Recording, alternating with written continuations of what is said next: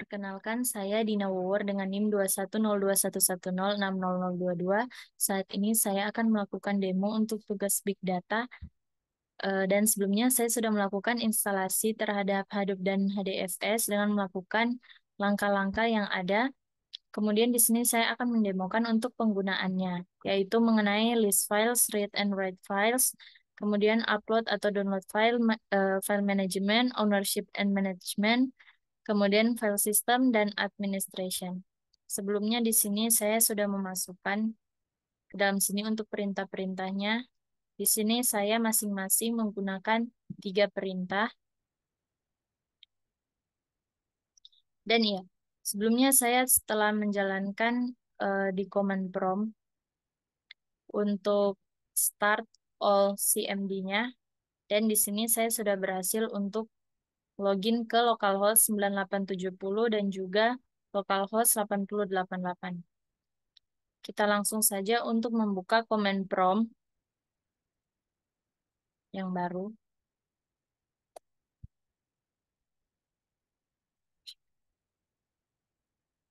Kemudian run as administration. Yes. Nah, di sini saya bagi saja layarnya menjadi 2.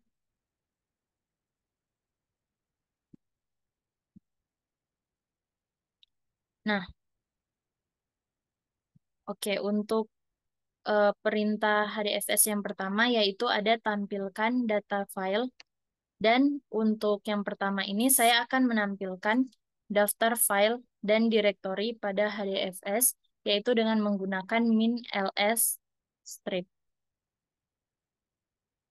HDFS, DFS, min ls.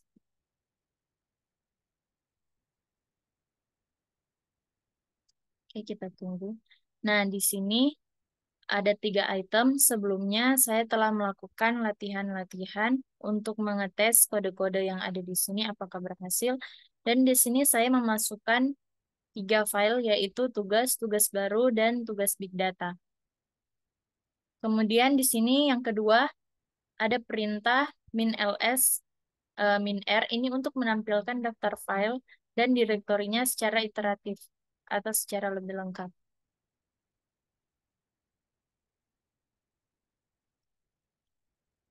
Oke, di sini saya masukkan R. Kita tunggu. Nah, dan di sini ia menampilkannya secara lebih detail seperti ini. Oke. Kemudian untuk perintah yang berikutnya yaitu ada minstat, dan kita masukkan untuk foldernya atau filenya. Di sini saya akan memasukkan tugas baru. Saya hapus. Saya masukkan tugas baru. Maaf. Ini tugas barunya setelah simbol. Nah, setelah seperti ini kita tekan enter. Ini untuk menampilkan informasi detail tentang file seperti waktu, pemilik, dan izin aksesnya. Nah, di sini ditampilkan. Oke. Jadi kenapa yang 2 ini tidak ditampilkan? Karena ini hanya menampilkan untuk filenya, yaitu yang ada file seperti ini, bigdata.txt dan lain-lain. Oke, kita lanjut untuk yang bagian berikutnya, yaitu membaca file. Di sini ada kesalahan penulisan untuk listnya. Sebenarnya di sini txt, tapi saya tulis xml, tapi tidak apa-apa. Kita langsung saja di sini, yaitu HDFS mincat ini untuk membaca dan menampilkan isi file ke konsol. Jadi kita masukkan cat tugas baru.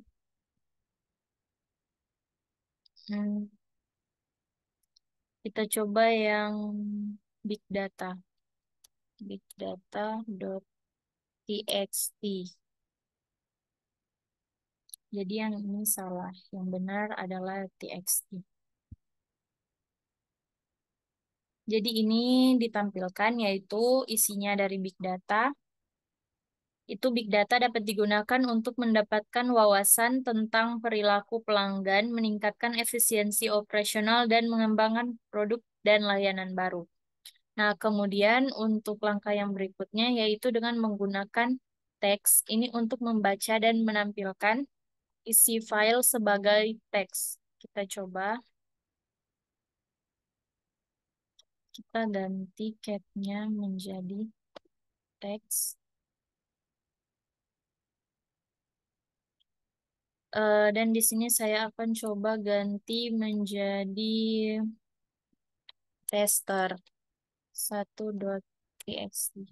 Oh, di sini sudah ada txt. Enter.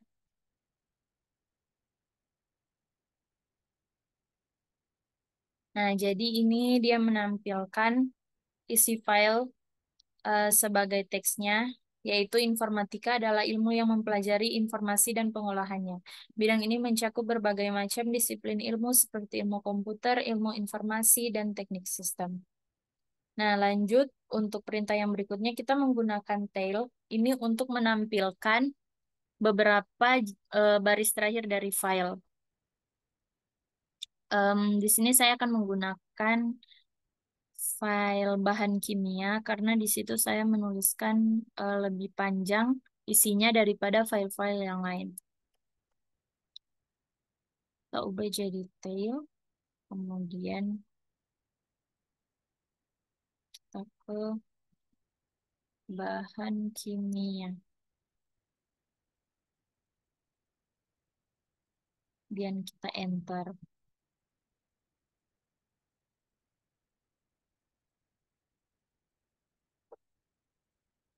Nah, jadi ini dia menampilkan beberapa barisnya seperti yang ada pada tampilan berikut. Saya tidak akan membacanya karena akan terlalu panjang.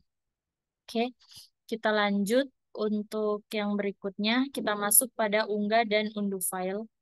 Di sini kita menggunakan put untuk mengunggah file dari lokal ke HDFS. Oke, saya tuliskan dulu perintahnya. Put. Nah, kemudian di sini saya akan mengcopy path yang ada pada file saya, file lokal saya. Di sini saya dari download.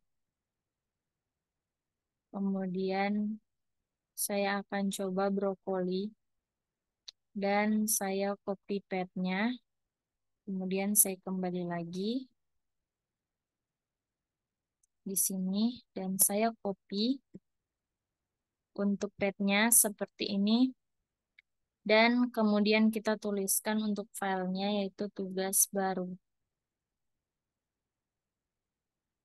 Jadi ini akan mengunggah file lokal ke HDFS. Sepertinya ini sudah. Kita coba cek apakah dia akan sudah bisa dimunculkan atau tidak.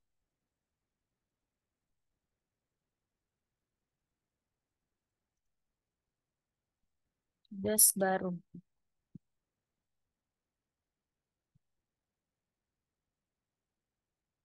Nah, ternyata dia bisa ditampilkan. Oke, yang tadi saya masukkan adalah brokoli, ada di line berikut ini. Jadi dia sudah berhasil masuk ke tugas baru. Untuk di sini kita menggunakannya untuk mengunggahnya, jadi code ini berhasil. Kemudian berikutnya di sini kita menggunakan get itu untuk sebaliknya, yaitu dari HDFS ke komputer lokal. Kita ubah di sini. Kita hapus dan kita ubah menjadi get.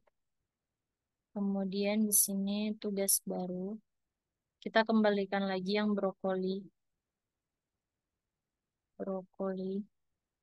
Tapi kita tidak akan memasukkannya ke file atau folder yang sama karena itu tidak bisa. Karena sistem akan membaca bahwa brokoli ini sudah ada di dalam situ. Jadi kita masukkan ke em, coba saya lihat dulu. Saya akan masukkan mungkin ke video. Saya coba. Sini saya copy address.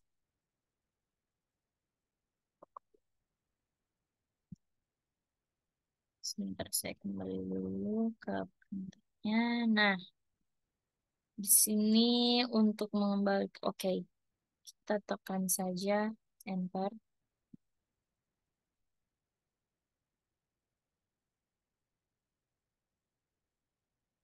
Nah, di sini sepertinya sudah, tapi kita akan memastikannya lagi. Nah, di sini. Jadi dia sudah berhasil ditransfer dari HDFS ke komputer lokalnya. Kita lanjut lagi untuk mengupload file dari lokal ke HDFS, yaitu dengan menggunakan copy from lokal. Nah, saya akan coba lagi yang tadi masih sama. Tapi kali ini kita menggunakan from lokal. Copy from lokal. Kemudian saya kopas, misalnya dari sini yang itu saja. Copy as path. Kemudian kita kembali, kita masukkan, dan kita pindahkan ke file tugas baru.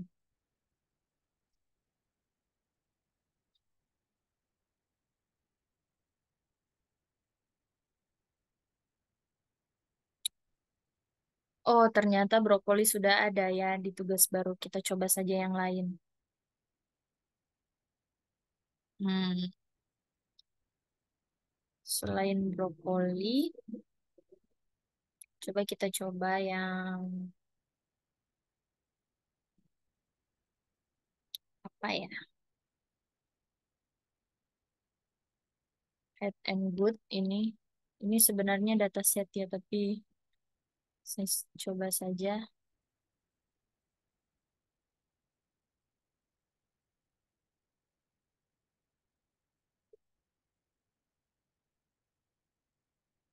Nah, di sini saya oke. Kemudian kita akan run dan kita lihat apakah akan berhasil untuk menambahkan file ini. Nah, sepertinya sudah, tapi sekali lagi kita cek apakah benar-benar sudah ditambahkan ke HDFS. Dan ternyata di sini sudah berhasil ditambahkan. Kita dapat lihat di sini yaitu head and good comment.txt. Kita lanjut lagi untuk sekarang kita masuk ke bagian yang keempat yaitu file management. Di sini kita menggunakan MacDir itu untuk membuat direktori baru.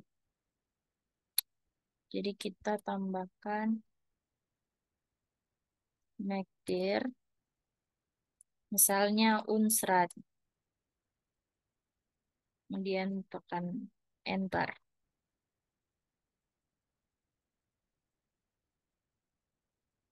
Oke, kita periksa apakah unsrat ini benar-benar sudah ada pada tugas baru. Oh iya, ternyata yang dimunculkan hanya file ya. Jadi untuk foldernya dia tidak muncul. Apa kita pakai seperti ini saja? Apakah dia akan ditampilkan? Nah, jadi ini. Dia ditampilkan di bagian sini. Ditampilkan untuk jam dan harinya juga. Berarti kita sudah berhasil meng-create-nya. Dan bagaimana cara kita untuk menghapusnya, yaitu dengan mengubah MacDir menjadi RMDir. Jadi kita tinggal hapus di sini. rm dir, kemudian kita run. Apakah dia akan berhasil? Nah, di sini seharusnya sudah berhasil, tapi kita coba cek lagi. Apakah Unsrat masih ada atau sudah tidak ada? Nah, jadi di sini Unsratnya sudah tidak ada. Jadi kita sudah berhasil menghapus untuk em, direktorinya. Jadi kemudian, oh, di sini masih ada perintah, yaitu untuk menghapus file yang ada di HDFS. Saya akan coba untuk hapus file yang, sebentar. Saya ganti dulu menjadi RM, tugas baru. Kemudian coba saya akan hapus yang tester. Tester 1.txt. Seperti ini, tugas baru. Enter.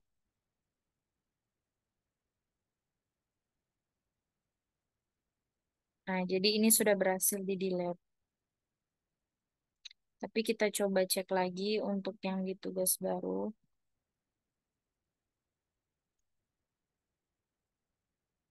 Apakah masih ada atau tidak untuk file. Dan sudah tidak ada ya untuk yang tester pada baris file ini. Maaf, kolom file ini sudah tidak ada. Oke, kita lanjut lagi untuk bagian yang kelima, yaitu ownership dan management. Di sini kita menggunakan count ini untuk mengubah kepemilikan file. Ini hanya tambahan saja untuk DFSLS-nya. Ini sama dengan perintah yang sebelumnya ya, untuk mengecek saja. Oke, kita masukkan saja perintahnya, yaitu chown admin, tugas baru. Kita ubah yang ini saja ya, yang brokoli.txt.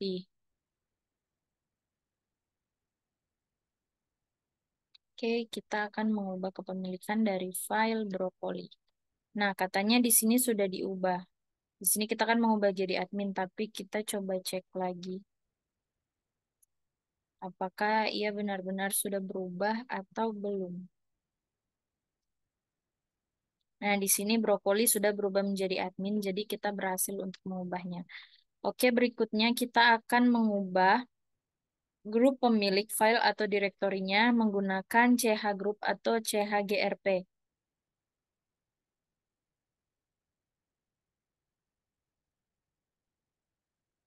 Oke, ya, udah jawab. Hapus saja dari sini. DFS jadi chgrp new group. Hmm, Sini saya akan menggunakan yang sama saja ya. Tugas baru, kemudian brokoli.txt.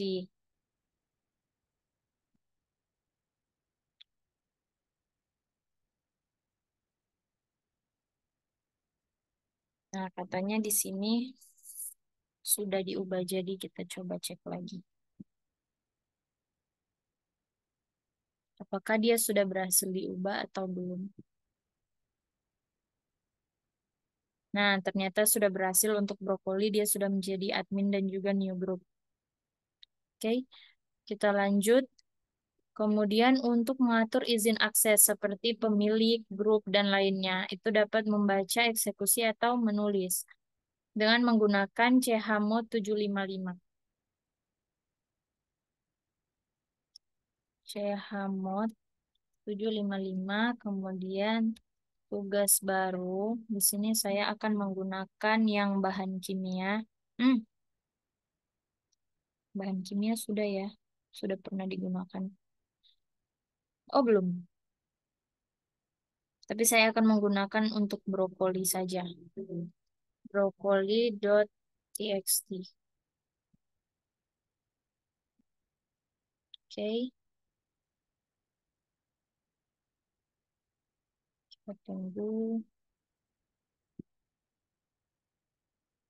Nah, di sini sepertinya sudah kita cek lagi agar memastikan apakah sudah berubah. Nah, di sini untuk baca eksekusi dan tulisnya sudah berubah brokoli. Ini simbol-simbolnya seperti execute, kemudian read, dan lainnya. Oke, kita lanjut pada bagian yang keenam yaitu file system. Di sini kita menggunakan kode df dan h. Ini untuk menampilkan pengguna disk dari direktori dan subnya. Coba kita gunakan dfs min df dan h dan tugas baru.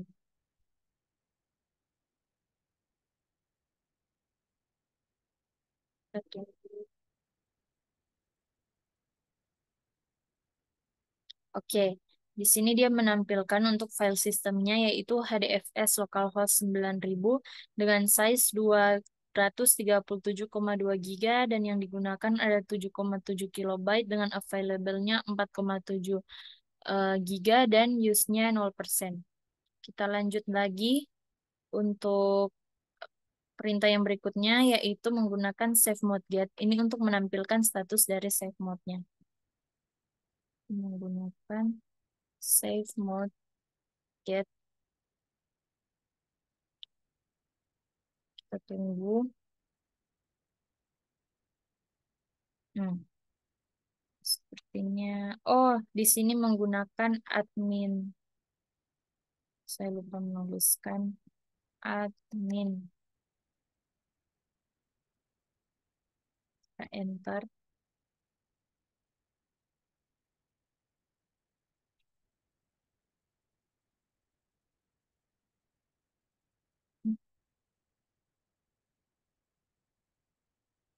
Kemudian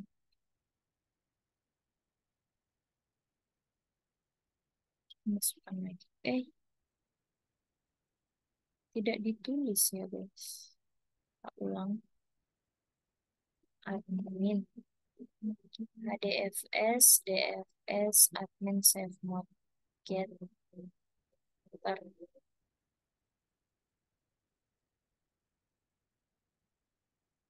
Nah, di sini muncul save mode is off. Jadi statusnya dari save mode-nya di sini off. Bagaimana caranya agar jadi on? Jadi kita masukkan enter untuk memasukkan HDFS-nya.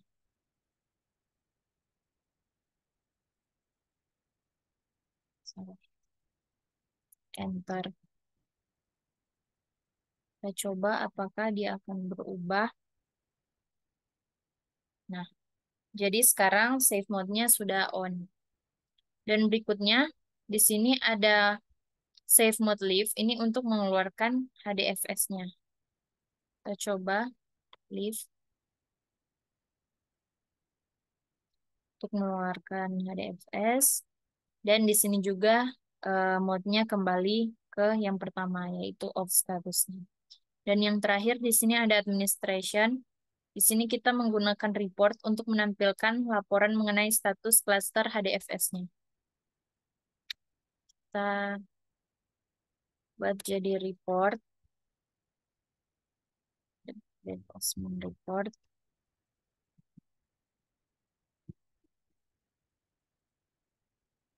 Nah, di sini dia menampilkan untuk configure capacity-nya, present capacity, DFS remaining use, kemudian replicate box, dan lain-lain. Kemudian kita masukkan refresh notes. Ini untuk merefresh daftar data node-nya. Sini kita ubah jadi refresh nodes. Jadi code ini untuk merefresh daftar yang ada pada data nodes-nya. Nah, ini di sini muncul refresh node successful. Kemudian untuk perintah yang terakhir yaitu print topology. Ini untuk menampilkan topologi yang ada pada HDFS. Print topologi.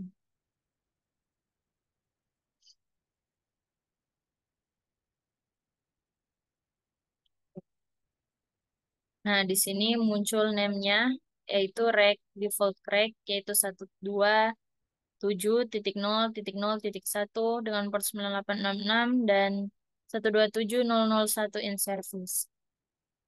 Nah, demikianlah video demo dari saya mengenai langkah-langkah yang dilakukan dan juga perintah-perintah yang dilakukan pada tampilan data file, membaca file, unggah dan unduh file, file management, ownership dan management, file system, dan administration.